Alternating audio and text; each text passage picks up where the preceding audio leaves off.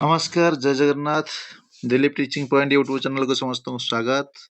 आज आम यही वीडियो देखा नूतन भाव में आसी आम अष्टम श्रेणीर सामाजिक विज्ञान बहीर प्रथम अध्याय जार नाम हो प्राकृतिक संबल और तार व्यवहार।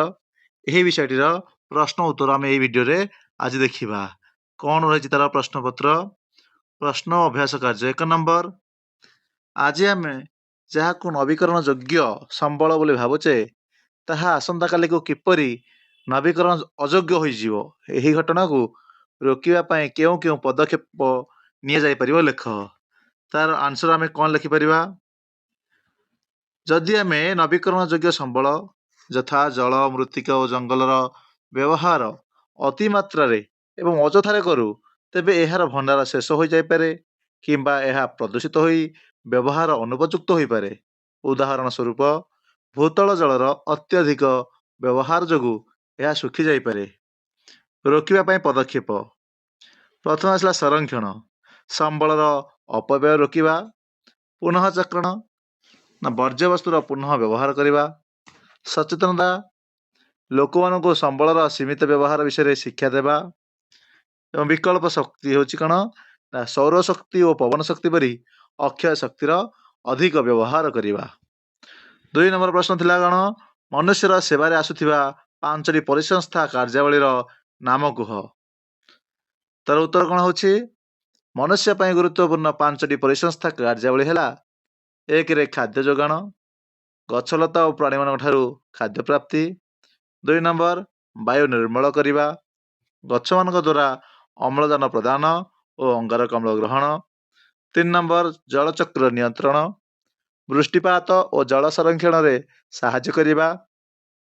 4 नंबर मृत्तिका संरक्षण जैविक पदार्थ द्वारा माटीर उर्वरता वृद्धि करवा।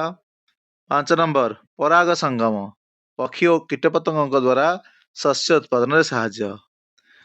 3 नंबर प्रश्न थिला नवीकरण योग्य संबल गुड़िक कौन से गुड़िक नवीकरण अयोग्य संबल ठारू किपरि भिन्न। तार उत्तर हेउछि जो संबल गुड़िक व्यवहार कले मध्य शेष हुअन्ति नहीं एवं स्वल्प समय मध्य पुनर्बार सृष्टि होई पारंती सेगुड़िक नवीकरण योग्य संबल कहुए। पार्थक्य कौन अच्छी नवीकरण योग्य ना यह असरती तथा सूर्य किरण पवन एसबू असरती सर ना यह नवीकरण योग्य। नवीकरण अयोग्य कौन ना यार भंडार सीमित अटे एवं थरे शेष हेले यह सहजरे सृष्टि हुए ना यथा कोयला पेट्रोलियम यही सब जिनस।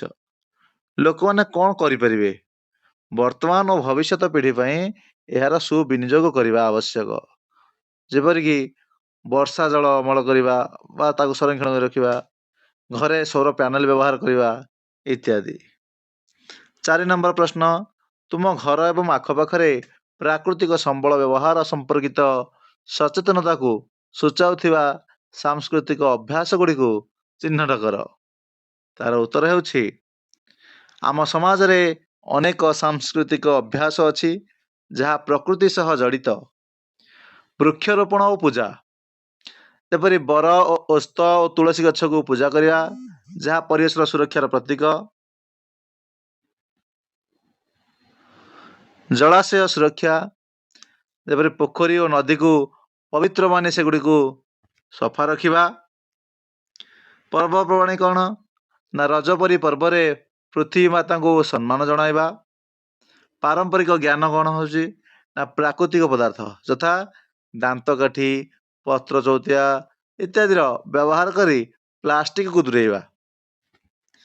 5 नंबर क्वेश्चन आमर आवश्यक सामग्री उत्पादन समय रे क्यों विषय गुड़ी को प्रति ध्यान देवा आवश्यक।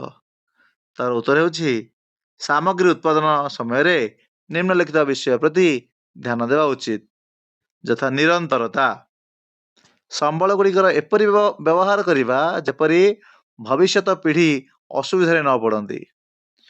2 नंबर आसला प्रदूषण नियंत्रण उत्पादन समय रे वायु जल और मृत्तिका प्रदूषण को कम करवा। प्रकृति अनुकूल परिवेश को क्षति पहुंचाऊ नथिबा कंचा माल व्यवहार करवा एवं शक्ति संरक्षण उत्पादन प्रक्रिया रे कम शक्ति व्यय होतिबा प्रजुक्ति विद्या व्यवहार करवा। ଏହି ସବୁ ଗୁଡ଼ିକୁ ଆମେ ଧ୍ୟାନ ଦେବା ଆବଶ୍ୟକ।